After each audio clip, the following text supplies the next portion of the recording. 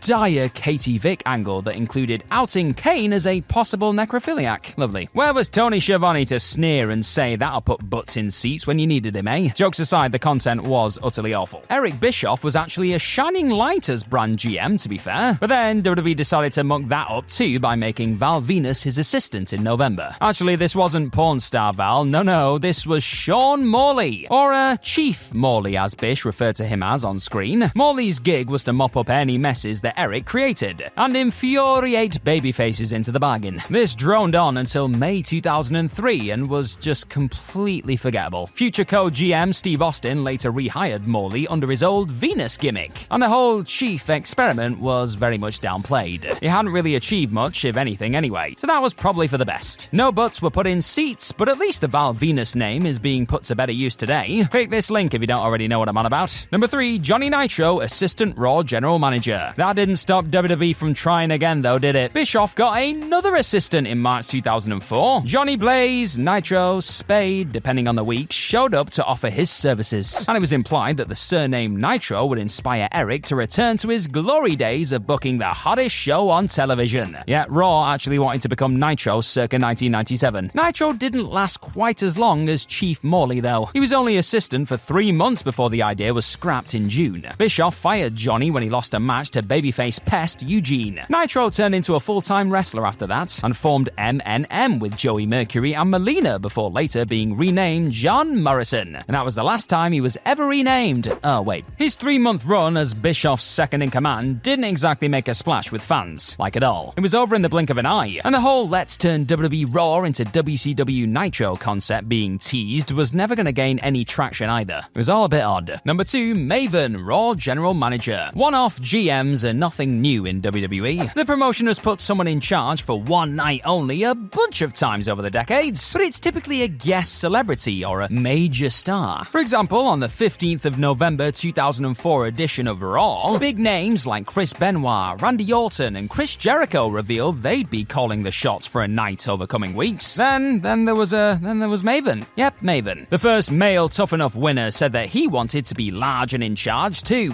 This was allowed to happen because Eric Bischoff was put on vacation by Vince McMahon ahead of eventually being fired as Raw General Manager. The flagship was in flux, in other words, so Maven spotted his chance to make a big ol' impact. The future YouTube smash hit announced that he'd be wrestling Triple H for the World Heavyweight title in the main event. This was all done to sell the chaos of a program without authority, basically. But just about everyone really forgets that Maven was ever in this spot. Until now. I'm sure he'll do a big old YouTube video about it. And number 1, Michael Pena, guest Raw General Manager. Right, prepare yourself for the most wholesome GM moment in WWE history. Bless Mick Foley for being the kind of guy that makes stuff like this happen. On the 9th of April 2007 episode of Raw, WWE welcomed young Michael Pena on behalf of the Make-A-Wish Foundation. Michael was in attendance with his family for the show, but Foley had a surprise waiting. Pena was going to become Raw GM, at least for a couple of minutes. Pena announced over the live mic that John Cena would be defending his WWE title in a 4-way versus Randy Orton, Edge, and Shawn Michaels at Backlash later that month. The kid was understandably a bit nervous, but still received a pop from the crowd. Mick was on hand to help guide him through the promo too, because he's just a lovely guy. In effect, Michael Pena became Raw's top authority figure for one segment on the show, and in a properly sweet moment, he later told WWE.com that performing is scary because you never know what the reaction of the crowd is gonna be. What a pro he is, and I'm glad he got a great pop. We salute you, Pena. Have you enjoyed this WWE list today, my friend? Then why not go and check out this 10 dumb WWE booking decisions we didn't want to admit were genius list too. Trust me, you're gonna have a great time.